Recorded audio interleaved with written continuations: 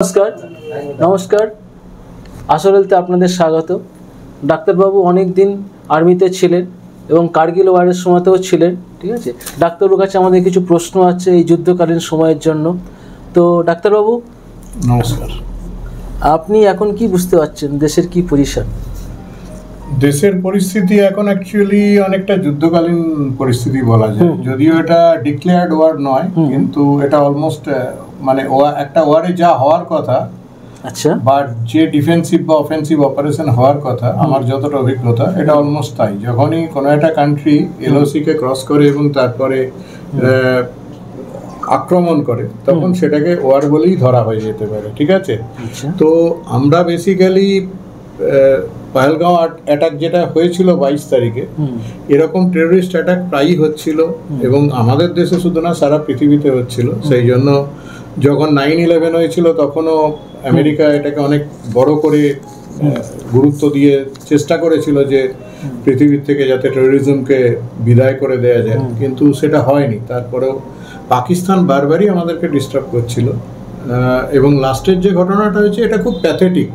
মানে usually terrorist attack কোনো একটা ডিফেন্স সেটআপ বা ডিফেন্স পার্সোনাল বা এগুলো রিলেটেড ছিল, কিন্তু জনসাধারণের উপরে কেউ একজন বেড়াতে গেছে, কেউ হনিমুন করতে গেছে, কেউ ফ্যামিলি নিয়ে বেড়াতে গেছে, ঠিক আছে, নিরীহ জনগণ তারা, একদম তারা তো ইনোসেন্ট সব, তাদের উপরে এটা হচ্ছে এতটাই দুর্ভাগ্যজনক এবং এতটাই নক্কারজনক ঘটনা যেটা কল্পনা করা যায় না। তো সেই কারণে ইন্ডিয়ার একদম রাইট স্টেপ ছিল যে 9টা টেররিস্ট ক্যাম্প, মেনলি ওদের এগুলো হেডকোয়ার্টার ছিল বিভিন্ন জায়গায়, যে এলওসির আশপাশে যে জায়গাগুলোকে আমরা অ্যাটাক করেছিলাম, বা 2-3টে জায়গা পাকিস্তান প্রপারেও ছিল, বাকিটা পিওকের মধ্যে ছিল। তো এটা আমাদের একদম ঠিকঠাক স্টেপ ছিল। ভারতবর্ষের সমস্ত স্টেপই ঠিকঠাক চলছে, খুব সুন্দর, খুব অর্গানাইজড, হ্যাঁ, ভীষণ ইন্টিগ্রেটেড ফর্মে চলছে, খুব সাইন্টিফিক ম্যানার বলা যেতে পারে। এবং তারপরে পাকিস্তান ক্লেম করছিল যে ওরাও টেররিস্টদেরকে ধ্বংস করতে চায়, টেরোরিজমকে বিদায় করতে চায়, কিন্তু তা তো ওরা করছে না। আমরা কি দেখলাম যে ওরা টেররিস্টদেরকে শহীদের সম্মান দিয়ে তাদের শেষকৃত্য করছে এবং তারপরে তারা আবার আমাদেরকে অ্যাটাক করলো এবং আমাদের ডিফেন্স সেটআপ এবং কিছু সিভিল সেটআপ, সিভিলিয়ানদেরকে। তো সেটা খুব দুর্ভাগ্যজনক, কারণ কি পাকিস্তান অ্যাকচুয়ালি একটা জিনিস ভেবে দেখুন যে পাকিস্তানের আছে কি। পাকিস্তান ইন্ডিয়ার সাথে যে ঝামেলা করতে যাচ্ছে, ইন্ডিয়ার হিস্ট্রি কত বছরের? 5000 বছরের সভ্যতা। ভারতবর্ষের সভ্যতা 5000 বছরের সভ্যতা, ঠিক আছে। পাকিস্তান তো ভারতবর্ষের একটা স্টেটের সমান। আমাদের ইউপি মোটামুটি যা স্টেটের পপুলেশন তা প্রায় পাকিস্তানের পপুলেশন। সুতরাং সেখানে তাদের কাছে আছে কি? আচ্ছা, আপনি যদি দেখেন তাহলে আমাদের ইতিহাস দেখুন, কত গ্লোরিয়াস আমাদের হিস্ট্রি আছে, কত বড় বড় রাজা মহারাজা, কত বড় সম্রাট, কত বড় বড় যোদ্ধা আমাদের দেশে এসেছে। আর আমাদের ভূগোল দেখলে দেখা যায় যে আমাদের যে ভারতবর্ষের ম্যাপ, এবং সকলেই জানে যে ভারতবর্ষকে সাব কন্টিনেন্ট বলা হয়, মানে একটা কন্টিনেন্ট, একটা মহাদেশের যা থাকে, ভারতবর্ষের প্রায় সেই ফিচার আছে, উপমহাদেশ। এবং অদ্ভুতভাবে আমাদের দেশ কিন্তু অদ্ভুতভাবে ন্যাচারালি প্রোটেক্টেড। আমাদের অনেক সময় বলা হয় দেবতাত্মা হিমালয়, মানে হিমালয়ে দেবতাদের আত্মা থাকেন। তো আমরা যদি সেইভাবে দেখি তাহলে দেখা যায় যে উত্তরটা প্রোটেক্টেড আছে হিমালয় দিয়ে আর দক্ষিণের সমুদ্র দিয়ে, ঠিক আছে। তো আমরা অনেকটাই ভাবে কিন্তু ন্যাচারালি প্রোটেক্টেড এবং আমাদের একটা স্পেসিফিক ডিমার্কেশন আছে। এখন এই যে ভৌগোলিক অবস্থান অত্যন্ত সুন্দর। ইনফ্যাক্ট ভারতবর্ষ এত সুন্দর দেশ এবং এইভাবে এখন গ্রো করছে ইকোনমিক্যালি, কালচারালি, সোশ্যালি, যে কোনো দিক দিয়ে যদি ভাবা যায় তাহলে ভারতবর্ষ আগে একটা অদ্ভুত ডিমার্কেশন ছিল যে developed country and developing country, কিন্তু এখন মোটামুটি ভারতবর্ষ ডেভেলপড কান্ট্রির সঙ্গে প্রায় প্যারালাল। পপুলেশনে আমরা পৃথিবীতে 1 নম্বরে আছি, ঠিক আছে। আমাদের ইকোনমি এখন 4th largest economy in the world, ঠিক আছে, আমাদের যে আর্মি আছে সেটা হচ্ছে second largest army in the world, এবং আমরা যেভাবে গ্রোথ আগাচ্ছে তাতে করে আমার তো মনে হয় এই যে কথাটা ছিল না যে বলো বলো বলো সবে শতবিনা বেনুর হবে, ভারত আবার জগত সভায় শ্রেষ্ঠ আসন হবে। তো আমার মনে হয় ভারতবর্ষ হয়তো কিছু বছরের মধ্যে সেই সময় জগৎ সভায় শ্রেষ্ঠ আসন নেয়ার জায়গায় প্রায় চলে এসেছে, পৌঁছাচ্ছে। এবং এটাই হচ্ছে অ্যাকচুয়ালি আমরা যদি জিও পলিটিক্স দেখি তাহলে চাইনা বা হয়তো দু একটা ছোটখাটো কান্ট্রি তারা হয়তো এই জিনিসটা পছন্দ করছে না, সেই জন্য হয়তো এই রকম একটা সিচুয়েশন ডেভেলপ করার চেষ্টা করছে, হ্যাঁ, যাতে আমাদের যে সমৃদ্ধি সেটা কিছুটা হলেও ব্যাহত হয়, আমাদের গ্রোথটাকে রিটার্ডেড করার চেষ্টা করা হচ্ছে। তো কিন্তু এভাবে তো করা যায় না, হ্যাঁ।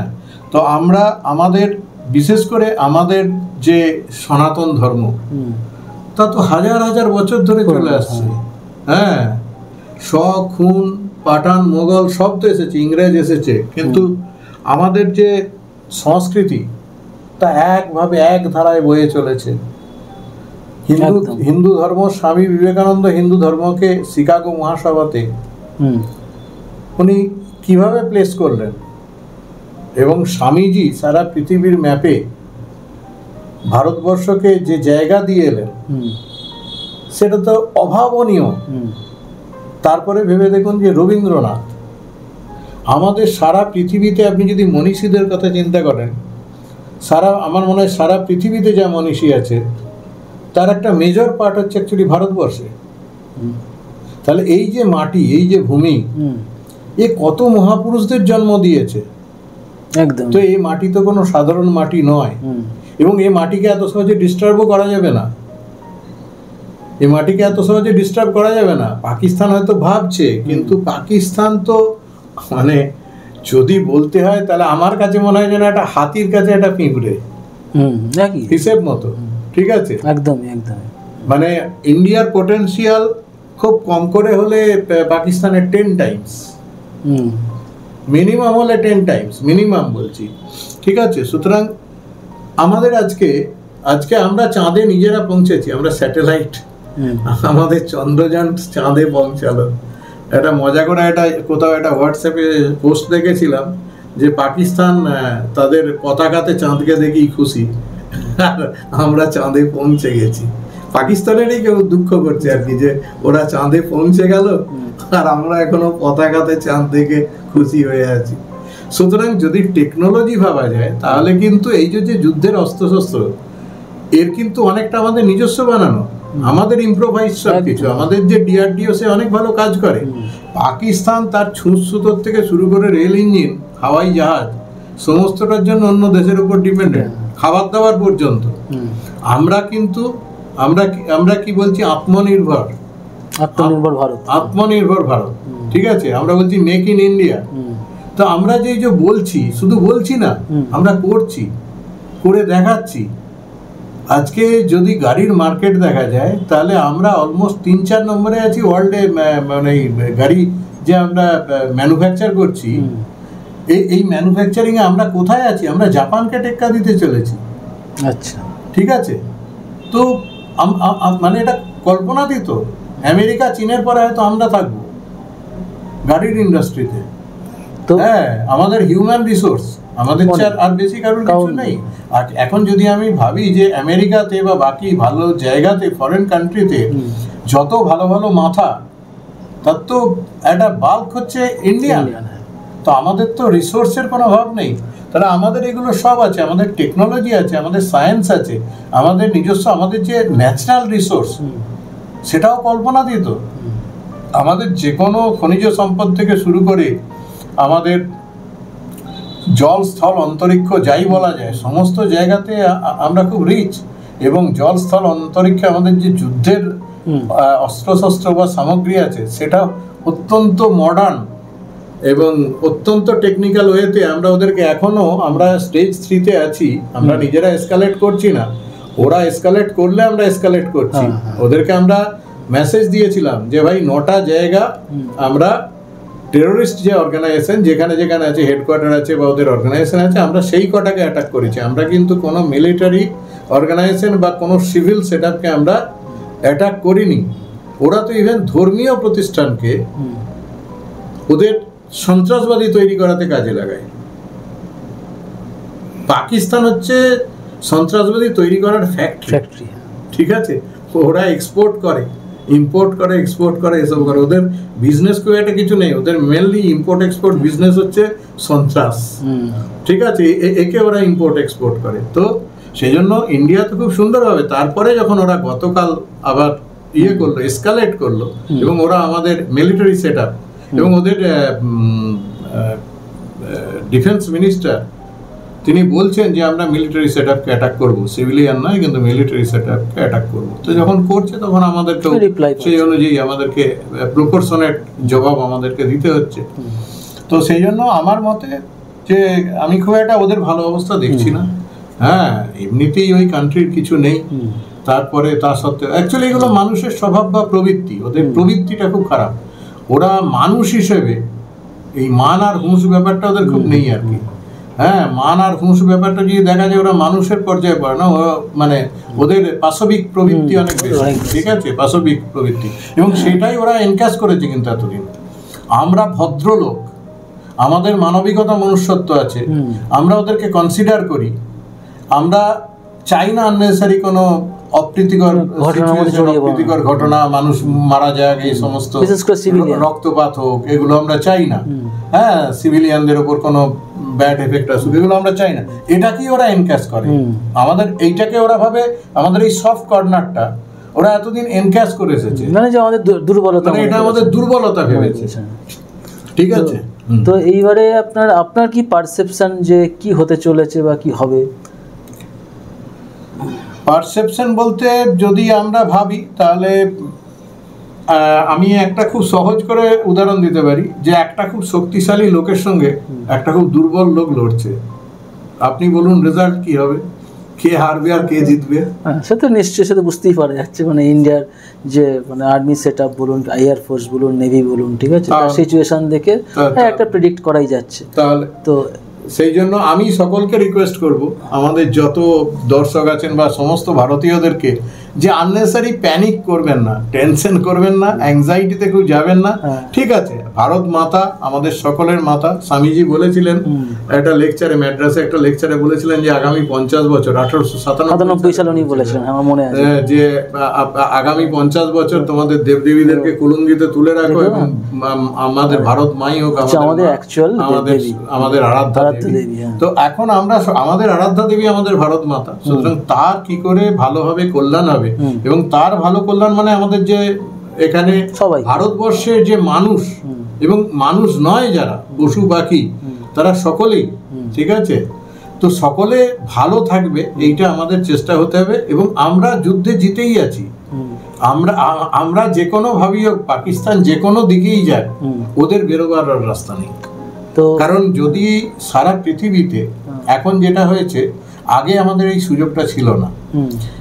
যদি আমরা দেখি আজ থেকে হয়তো 10 বছর আগে ভারতবর্ষের এখন যে স্ট্যাটাস আছে জিও পলিটিক্সে, ভারত যে জায়গায় বিলং করে, যে স্ট্যাটাসটা তুলে নিয়ে, আমরা কিন্তু মাঝখানে অনেক সময় বলছিলাম যে মোদিজিকে ভারতবর্ষে দেখা যায় না। হ্যাঁ, আমি একটা জোক শুনেছিলাম যে মোদিজি প্লেনে যাচ্ছেন, বলছেন এই জায়গাটা কোনটা, তো পাইলট বলছে যে এটা ভারতবর্ষ। তো মোদিজি নাকি এত বাইরে করে বেড়ান। তো আজকে ভারতবাসীরা বুঝতে পারবে যে মোদিজি বেসিক্যালি এই যে রিলেশনটা ইন্টারন্যাশনালি ডেভেলপ করেছেন প্রত্যেকটা দেশের সাথে, তার যে মানে লিয়াজো, হ্যাঁ, এই জায়গাটা কিন্তু ভীষণ ভীষণ আমাদের আজকে আমাদের ইমেজ আজকে, ঠিক আছে? মোদিজিকে সমস্ত পৃথিবীতে সমস্ত কান্ট্রি কিন্তু খুব গুরুত্ব দেয়, এবং মোদিজি বলতেন যে আমি কিন্তু চোখে চোখ রেখে কথা বলি। হ্যাঁ, মানে সামনাসামনি এই যে সিচুয়েশনটা তৈরি হয়েছে, ভারতবর্ষের ইমেজ এখন কিন্তু অন্যরকম। তো পাকিস্তানের ইমেজ আর ভারতবর্ষের ইমেজ আলাদা। সারা পৃথিবী কিন্তু এখন ভারতবর্ষের সঙ্গে আছে, এবং 9/11-এর পরে আমেরিকা নিজেও কিন্তু আতঙ্কিত যে আমাদের ব্যাপারটা এভাবে মানে টেরোরিজমকে মদত দেওয়া চলবে না, এটা ওরাও বুঝেছে। সেই জন্য আজকে তারাও আমাদের পাশেই আছে। অনলি চাইনা এবং তুর্কি, এই দুটো দেশ হয়তো, ইয়েস, ইভেন ইউএই, আমি বাকি দেশের কথা বলছি না, ইউএই পর্যন্ত আমাদের সাপোর্টই আছে। সুতরাং আশা করা যায় এই যুদ্ধ আমরা জিতেই যাচ্ছি। এটা আননেসেসারি পাকিস্তান, আমার তো এটা মাথাতেই ঢুকছে না যে পাকিস্তান আননেসেসারি কেন নিজেদের ক্ষতি, হ্যাঁ, পায়ে পা দিয়ে ঝগড়া করার মতো অবস্থা। এটা বাংলায় কথা আছে, পায়ে পা দিয়ে ঝগড়া করা। এবং সেটা মানতাম যদি ইকুয়াল একটা পাওয়ার থাকতো বা কিছু, যে হ্যাঁ ঠিক আছে আমাদের লড়বার শক্তি আছে বা লড়ছি বা কিছু। আননেসেসারি, ঠিক আছে, জনগণ মারা যাবে। এমনি একটা কথা আছে না যে রাজা রাজা যুদ্ধ হয়, উলু খাগড়ার প্রাণ যায়। তো এই উলু খাগড়ার প্রাণ যাবে, পাকিস্তানের মানুষরা মরে যাবে, এইসব হবে। ওরা তো অলরেডি ওদের ফ্যামিলিকে শুনছি যে ওই মোল্লা মুনির নাকি ওরা তো ইয়েকে শিফট করিয়ে নিয়েছে, ফ্যামিলিকে শিফট করিয়েছে, আরও নাকি অন্যান্যরাও তাদের ফ্যামিলিকে নাকি শিফট করিয়ে নিচ্ছে। ঠিক আছে, কালও নাকি একটা প্লেন বোধহয় মিডল ইস্টের দিকে গেছে, সেটাতে নাকি নিজেদের ফ্যামিলিকে ওরা সেফ জায়গায় নিয়ে যাওয়ার চেষ্টা করছে। ইভেন প্রাইম মিনিস্টার নিজে নাকি তার বাসস্থান ছেড়ে অন্য পাশের 22-22.5 কিলোমিটার দূরে কোনো একটা, ও বোধহয় বাংকার টাঙ্কার বা কোথাও গিয়ে, কারণ ওরা বুঝতে পারছে যে বাঁচার রাস্তা নেই। তাহলে এই অবস্থায় ধরুন ইন্ডিয়ান যারা সাধারণ আমজনতা, তাদের কি কোনো স্ট্রেস আছে বা তারা কিভাবে চলতে চাইবে? স্ট্রেস অ্যাকচুয়ালি কি হচ্ছে, একটা যুদ্ধ হওয়া মানেই সেই জায়গাতে কিন্তু স্ট্রেস থাকবেই। যুদ্ধ মানেই আমরা বাংলা করে কি বুঝি, ক্ষয়ক্ষতি।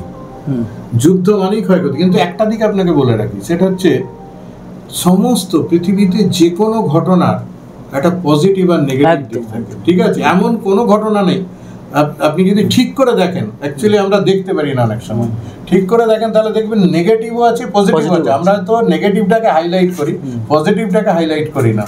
প্যারালালি বিলং করে, দুটো প্যারালালি বিলং করছে। আমাদের যত ডেভেলপমেন্ট এই পৃথিবীতে, যত ভালো ভালো রিসার্চ, ভালো ভালো ইভেন মেডিকেল যে রিসার্চ, তার তো ম্যাক্সিমামটা, বিশেষ করে অর্থোপেডিক্সে, সার্জারিতে ম্যাক্সিমাম যে ডেভেলপমেন্ট, সেটা কিন্তু ফার্স্ট আর সেকেন্ড ওয়ার্ল্ড ওয়ারের জন্য হয়েছে। এই দুটো ওয়ার্ল্ড ওয়ার আমাদেরকে যেমন ক্ষতি করেছে, তার চেয়ে অনেক বেশি আমাদের ভালো করে শিখিয়ে দিয়েছে। সেরকম এই যুদ্ধতেও আমাদের ক্ষয়ক্ষতি তো হবেই, কিছু না কিছু। আমাদের যেটা রিসোর্স, ইকোনমিক রিসোর্স ড্যামেজ হবে। আমাদের যে ন্যাচারাল রিসোর্স, কিছু কোথাও একটা অয়েল রিফাইনারি, সেখানে হয়তো কোনো কারণে আগুন লাগিয়ে দিল, তাহলে ড্যামেজ হবে। কোনো একটা বিল্ডিং, হেরিটেজ বিল্ডিং ভেঙে দিল, কোনো একটা বড় ব্রিজ, হ্যাঁ, সেটা ভেঙে গেল। যদি আজকে আমার হাওড়া ব্রিজকে উড়িয়ে দিতে পারে, ওরা মেনলি এই সমস্ত ইম্পর্টেন্ট যে স্ট্র্যাটেজিক লোকেশন থাকে সেগুলোকে টার্গেট করে, বা কোনো ইম্পর্টেন্ট যে স্ট্রাকচার আছে সেগুলোকে টার্গেট করে, এরকম ইউজুয়ালি করে। যদিও কালকের যুদ্ধের সিচুয়েশন দেখে আমি দেখেছি যে সমস্ত কিছুকে নালিফাই করে দিয়েছে। ওরা অলমোস্ট বোধহয় 60-70টা মিসাইল টার্গেট করেছে, একটাও এখানে আসতে পারেনি। কারণ মিসাইলটাকে বিভিন্ন টায়ারে অ্যাকচুয়ালি নালিফাই করার ব্যবস্থা ইন্ডিয়ার আছে। ইন্ডিয়ার এয়ার ডিফেন্স সিস্টেম এত সুন্দর এখন, তো ওরা অ্যাকচুয়ালি মিসাইলটা হয়তো দেখা যাবে যে 200 কিলোমিটার আগে একটা এয়ার ডিফেন্স বলয় আছে, সেখানে হয়তো শেষ হয়ে গেল, অথবা 100 কিলোমিটার দূরে শেষ হলো, অথবা 50 কিলোমিটার, অথবা 10 কিলোমিটার, এরকম 4-5টা পরপর বলয় আছে। আমি যেহেতু আর্মির ডিটেলস লোক নই, আমি এটা নিয়ে যদিও বুঝি কিছু, তবু আমি বলতে চাইছি না, কারণ এর জন্য অনেক বড় বড় এক্সপার্ট আছেন আর আছেন। তো যার জন্য আমরা কিন্তু অতটা ভয় পাওয়ার মতো কিছু নেই। হ্যাঁ, এবং ওরা যেটা বারবার বলে যে নিউক্লিয়ার এত সহজে কিছু হতে পারে না, এত ইজি ব্যাপারটা নয়। ওটা ওরা বলার জন্য বলে। ওদের তো ফুটপাতের লোক থেকে শুরু করে জেনারেলরা পর্যন্ত, কোর কমান্ডাররা সকলেই নিউক্লিয়ার বলতে থাকে। মোট ওই একটাই ওদের ঠিক আছে, যে নিউক্লিয়ার। কিন্তু ওটা এত সোজা ব্যাপার নয়। তো সেই জন্য এত টেনশন না করা, মানে করার কোনো কারণ আছে বলে আমার মনে হয় না। হ্যাঁ, অবভিয়াসলি যারা বর্ডার রিজিয়নে আছে, ক্ষয়ক্ষতি কিছু হচ্ছে। কালকেও কিছু জন মারা গেছেন, কালকেও আমার যা মনে হয় 14-15 জন মারা গেছে। ঠিক আছে, কিছু আমাদের সেট আপ হয়তো ড্যামেজ হবে, খবরে আস্তে আস্তে আমরা হয়তো পাবো। তো সেটাকে মানতে হবে। যুদ্ধ করলে আমাদেরও কিছু ইকোনমিক লস হবে, যেটা আপনি প্রথমে শুরু করলেন যে কিছু ক্ষয়ক্ষতি হবে কিছু, কিন্তু ক্ষয়ক্ষতি হলে আমাদের আবার কিছু ভালোও হবে। এই যে প্রায় দিনই ওরা এসে আমাদেরকে ডিস্টার্ব করে যাচ্ছে, আমাদের পিস নষ্ট করে দিয়েছে, আমাদের কোনো হ্যাপিনেস নেই, ইন্ডিয়ানদের কোনো হ্যাপিনেস নেই। তো এইটা তো হতে পারে না। হ্যাঁ, এটা তো আমাদের চলতে পারে না, যুগ যুগ ধরে এই চলছে। হ্যাঁ, ধরুন আপনি আছেন, আপনার পাশের বাড়ির লোকটা রোজ আপনাকে খোঁচাচ্ছে, তো এটা তো হতে পারে না। সুতরাং এটাকে অ্যাকচুয়ালি মানে সমূলে ধ্বংস করতে হবে। আর এই টেরোরিজম জিনিসটা, এটাকে তো কোনোভাবে, এরা তো বেসিক্যালি বর্বর টেরোরিস্টদের তো কোনো যোদ্ধা বা সাহসিকতা তো কিছু নেই। কোথাও থেকে লুকিয়ে চুরিয়ে এসে সাধারণ মানুষকে মেরে দেয়া যা, এর মধ্যে কোনো বীরত্ব প্রকাশ পায় না। যদি তোদের সেই ক্ষমতা থাকে তাহলে আয়, সামনাসামনি এসে দেখা যে তোদের বীরত্ব আছে আর আছে, ঠিক আছে? তাহলে এগুলো তো কোনো না, এটা হচ্ছে শুধু ডিস্টার্ব করা, ঠিক আছে? আজকে আমাদের কাশ্মীরে অনেক ভালো নর্মালসি এসে যাচ্ছিল, অনেক ভালো বিজনেস হচ্ছিল, ট্যুরিজম দারুণভাবে ফ্লারিশ করছিল। হ্যাঁ, এই যে আমাদের সুখ সমৃদ্ধি স্বাচ্ছন্দ্য, এগুলো পাকিস্তান সহ্য করতে পারছে না। এটা কি হয় না যে পাশাপাশি অনেক সময় দেখবেন পাশাপাশি এই বাড়িটার লোকেরা খুশি আছে, তো পাশের প্রতিবেশী ওরা নিজেদের খুশির কথা ভাবে না, এদের কি করলে খুশিটা কম করা যায়, নষ্ট করা যায়, ডিস্টার্ব করা যায়, শুধু সেইটা করে। আজকে পাকিস্তানের সেই অবস্থা, নিজেরা খেতে পায় না, নিজেদের কোনো সুখ সমৃদ্ধি স্বাচ্ছন্দ্য কিছু নেই, এবং পশুর মতো অধিকাংশ জীবনযাপন এবং বর্বরোচিত ব্যবহার, ঠিক আছে? সুতরাং এটাকে কিন্তু আমাদেরকে সমূলে, আমাদের জন্য শুধু না, সারা পৃথিবীর জন্য এই টেরোরিজমকে সারা পৃথিবীর থেকে সমূলে বিনাশ করতে হবে। না করলে কিন্তু কোনো উপায় নেই, ঠিক আছে? তো আপনার আমাদের সাধারণ জনগণের জন্য বা আসল হেলথের যে দর্শক, তাদের জন্য আপনার কি কোনো মেসেজ কিছু আছে এই অবস্থায়, যুদ্ধকালীন পরিস্থিতি? আমি অ্যাকচুয়ালি ঠিক করেছিলাম যে আমি স্ট্রেস ম্যানেজমেন্টটা একটু পরে বলবো, কিন্তু আমি এর জন্য স্ট্রেস ম্যানেজমেন্টে এসে গেছি অলরেডি। আমি অ্যাকচুয়ালি এরপরেই যে আমরা ভিডিওটা করব সেটা হচ্ছে ওয়ার অ্যান্ড ওয়ারশিপ। আচ্ছা, তো আমরা এই ভিডিওটায় যাব, খুব কাছাকাছি দুটো ওয়ার অ্যান্ড ওয়ারশিপ, ঠিক আছে?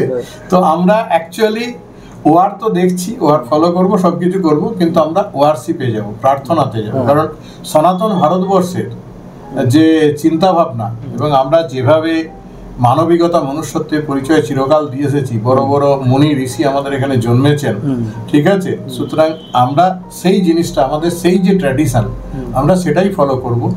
আমরা ভদ্রতা করেছি বলেই নয় যে আমরা দুর্বল, আমরা আমাদের যে সবল ভাবটা আমরা দেখাবো, পাকিস্তানকে বুঝিয়ে দেবো যে আমাদের স্ট্রেংথ কি, এবং সেটা বুঝিয়ে দেওয়ার পরে শুধু পাকিস্তান না, সারা পৃথিবী দেখতে পাবে যে ভারতবর্ষের অবস্থান কি।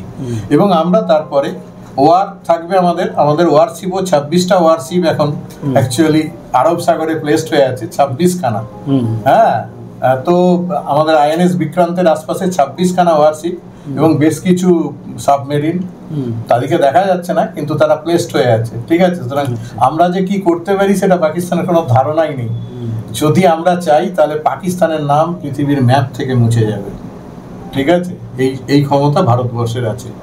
তো সেটা ডিসাইড করবেন আমাদের প্রধানমন্ত্রী এবং অন্যান্যরা। তো আমরা ওই ডিসকাশনে যাচ্ছি না। তো আমি এই জন্য বলবো যে আমাদের পরের ভিডিওতে কি করা উচিত, কি কর্তব্য করণীয়, আমরা কিভাবে ভালো থাকবো, স্ট্রেস ম্যানেজমেন্ট কি, সেটা নিয়ে একটু বলবো। আচ্ছা, হ্যাঁ, ধন্যবাদ, নমস্কার, ভালো থাকুন, ধন্যবাদ।